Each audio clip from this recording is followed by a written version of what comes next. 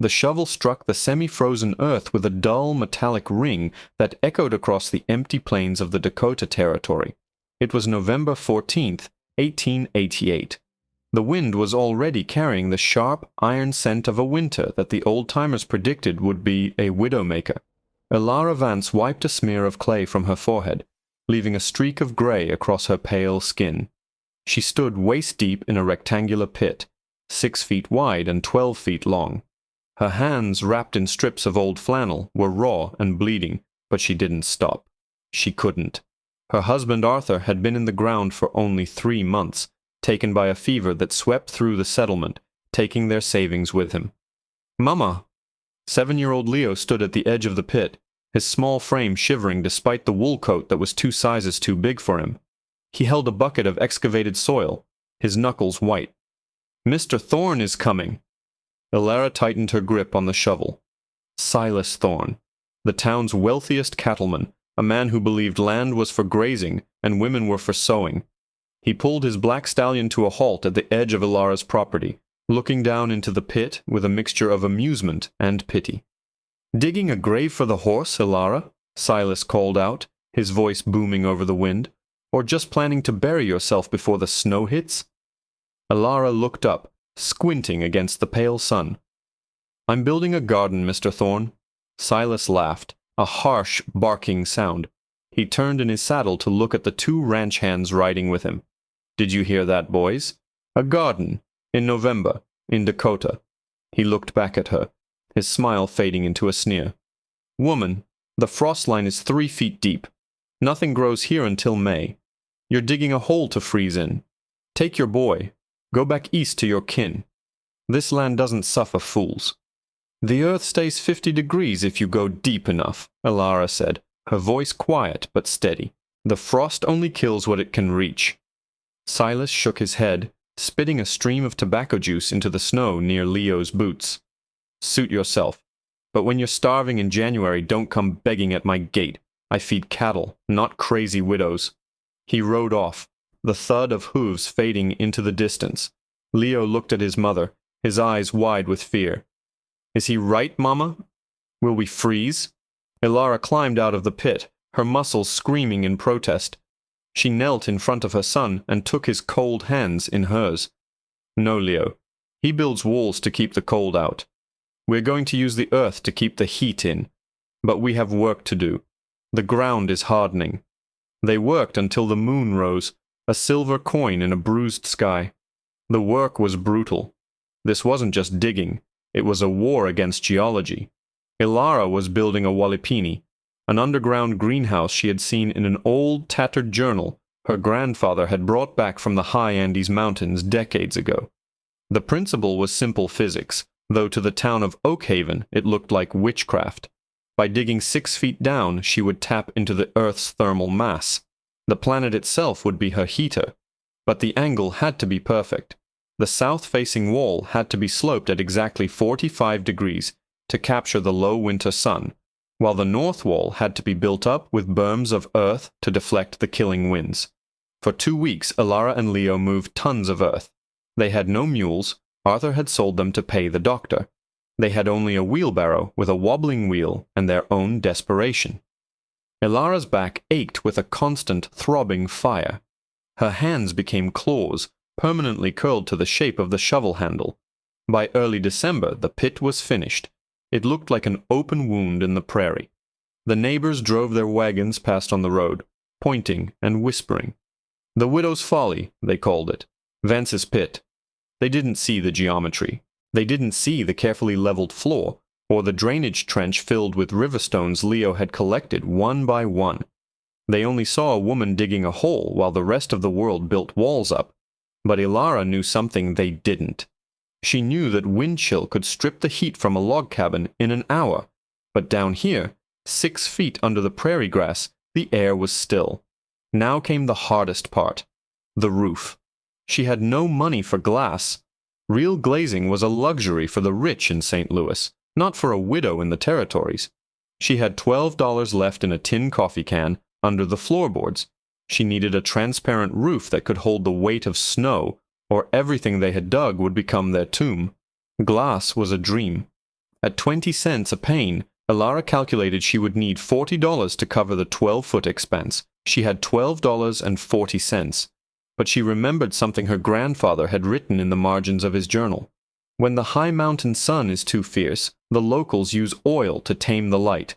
When the cold is too deep, they use oil to seal the heat.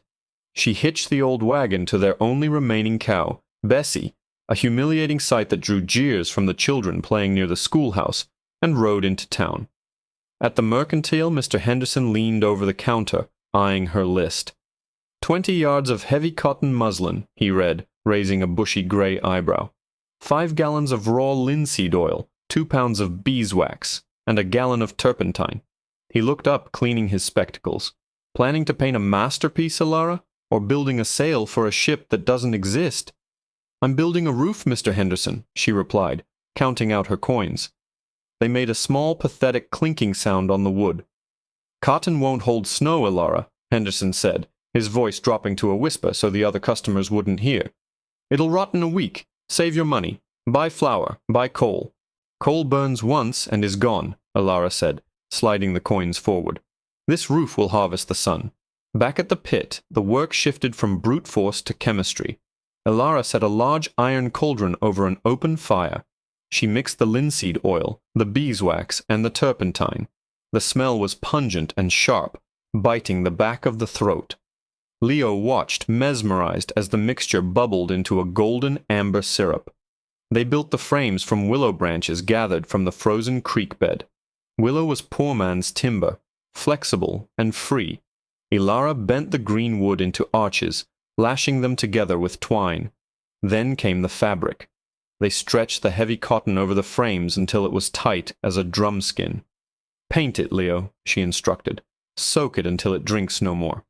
For 3 days they applied the hot, oily mixture to the cloth. As it cooled and dried, a transformation occurred. The white, porous cotton turned into a stiff, translucent amber sheet. It wasn't glass, but it let the light pass through while shedding water like a duck's back. It was oiled cloth, the poor man's glazing. They mounted the frames over the pit. Elara set them at a precise 45-degree angle facing south. This was the engineering secret. At 45 degrees, the heavy Dakota snow wouldn't stick. It would slide off. At 45 degrees, the low winter sun would strike the surface perpendicularly, penetrating deep into the pit instead of reflecting off. But a roof wasn't enough. The pit needed a battery. Go to the shed, Elara told Leo. Bring the empty barrels. They rolled 4 old whiskey barrels into the back of the greenhouse along the north wall. Elara filled them with water from the creek, bucket by freezing bucket.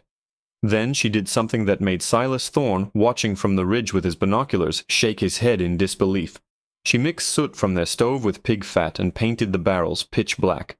"Why black, Mama?" Leo asked, his teeth chattering in the December wind. "Black eats the light, Leo. During the day these barrels will drink the sun and get hot. At night, when the devil comes with his cold breath, they will release that heat back into the air. They are our coal that never burns out." It was December the 20th. The ground outside was frozen solid, hard as iron. The air temperature was 22 degrees Fahrenheit. Inside the dugout, Elara knelt on the dirt floor. She checked the thermometer hanging on a willow post. 58 degrees. The silence inside was heavy, muffled by the earth walls. The wind howled overhead, flapping the edge of the oiled canvas, but down here the air was still and humid. It smelled of wet earth and linseed oil. She opened her apron pocket and took out a small paper packet. Winter spinach, Bloomsdale long standing. Make the holes, Leo, just like I showed you, knuckle deep. While the town of Oakhaven barred their doors and huddled around their coal stoves, fearing the coming freeze, Elara Vance and her son were planting seeds. They planted spinach, kale, and sturdy turnips. They watered the earth with tepid water from the black barrels. On Christmas Eve, the sky turned a bruised purple. The birds stopped singing. The cattle on Silas Thorne's ranch began to huddle against the fence line, lowing softly. The Widowmaker had arrived. The first flakes were not soft. They were hard, driving pellets of ice. The temperature dropped 20 degrees in an hour. Elara sat in her cabin, watching the thermometer by the window plummet. 10 degrees. 0. -5. "Mama," Leo whispered from his bunk. "The roof. The cloth. Will it rip?" Elara stared out into the white void where her greenhouse lay buried. If the cloth tore, the frost would kill the seeds in minutes. If the snow piled up too heavy, the willow frames would snap, crushing everything. She stood up and put on her coat. "Stay here, Leo." "Where are you going?" "To sweep," she said, grabbing a broom. She stepped out into the blinding white. The wind hit her like a physical blow, nearly knocking her off the porch. She couldn't see the barn. She couldn't see the road. She could only feel the cold trying to stop her heart. She fought her way toward the pit. The wind screamed like a banshee, tearing shingles off the sturdy roofs in Oakhaven. Elara couldn't see her hands in front of her face. She stumbled through the drifts, guided only by a faint, ghostly glow coming from the ground. When she reached the pit, she fell to her knees. The oiled muslin was vibrating, drumming under the assault of the wind, but it held, and it was doing exactly what the physics books promised. The heavy snow wasn't piling up. Thanks to the steep 45-degree angle and the slick, oily surface, it was sliding off in heavy sheets, forming natural insulation banks around the edges. Elara swept the remaining accumulation, her broom moving rhythmically. Beneath the translucent cloth, she saw the dull orange glow of the lantern she had left inside. It looked like a heartbeat beneath the ice. She crawled back to the cabin, half frozen. For 3 days the storm raged. January 1889 brought temperatures that broke thermometers. -35 degrees Fahrenheit. In town, the situation was catastrophic. The coal train from the east was snowbound. People were burning furniture to stay alive. The proper glass windows of the general store shattered from the thermal shock. On Silas Thorne's ranch, the wealth of the cattle baron was freezing to death. His massive barn, built of expensive imported timber, was drafty. The wind whistled through the chinking. His prize bulls stood huddled, ice forming on their eyelashes, their breath shallow. Despite the walls, the temperature inside his barn dropped to 10 below zero. Water troughs froze solid in an hour. Inside Elara's cabin, the food was gone. The flour barrel was empty. The last of the salt pork had been eaten on Tuesday. "I'm hungry, Mama," Leo said. His voice was weak. They were wrapped in every blanket they owned, sitting by a stove that was barely warm. "Put your boots on," Elara said, standing up. "We are going to the garden." "But the snow?" "Trust me." They dug a tunnel through the drift that blocked their back door. The walk to the greenhouse was only 20 yards, but it felt like an Arctic expedition. The air was so cold it burned their lungs. They reached the small wooden trapdoor Elara had built into the north berm. It was frozen shut.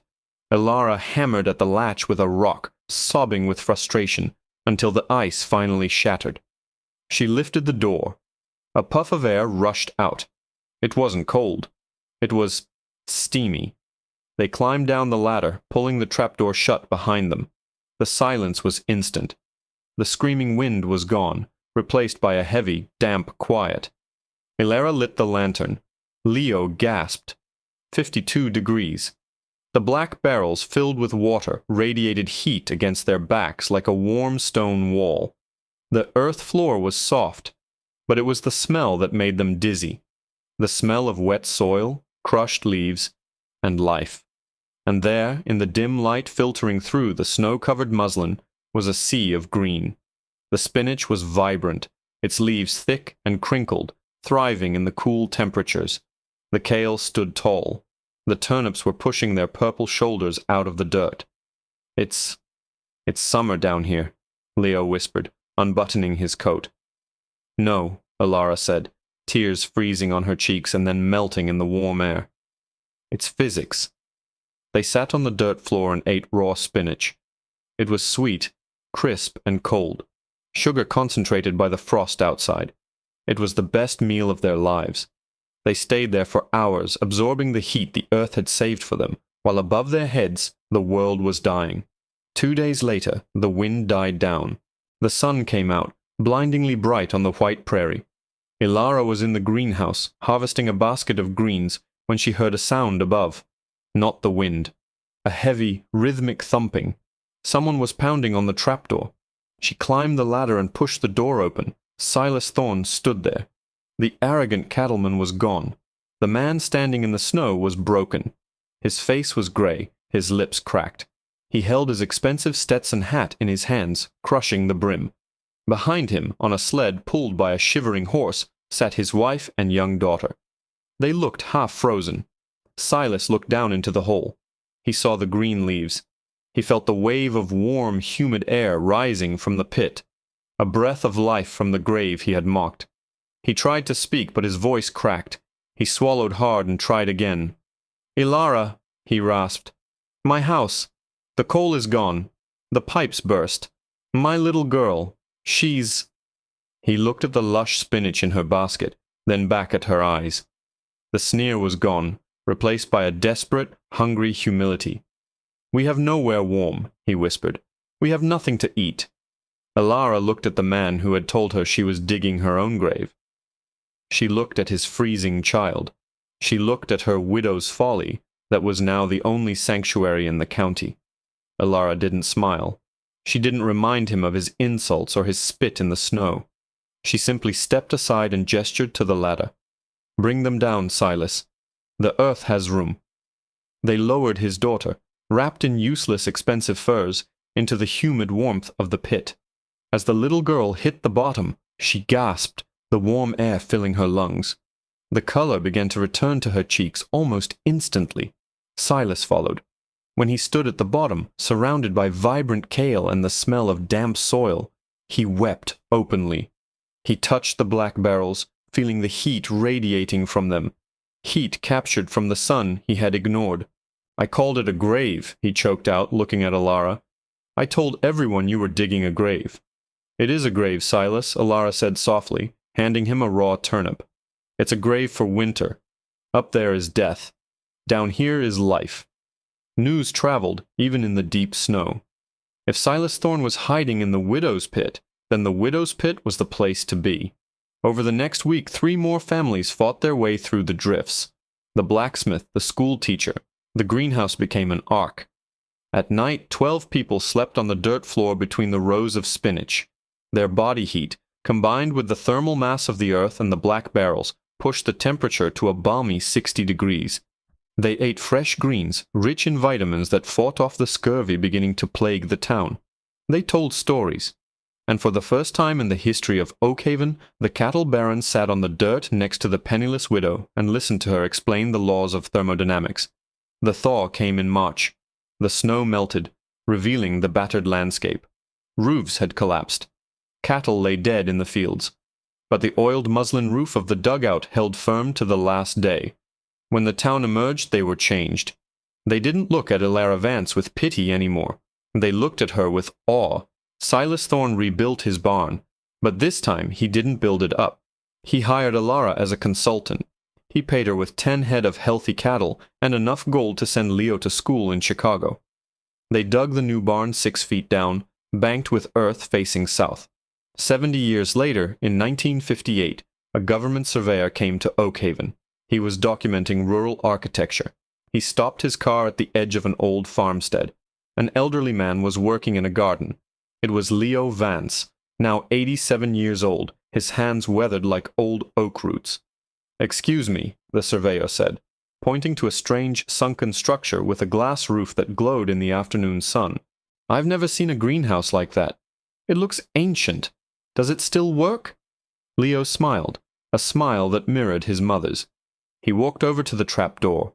The same wood, now reinforced with iron, but sitting on the same foundation his mother had dug by hand.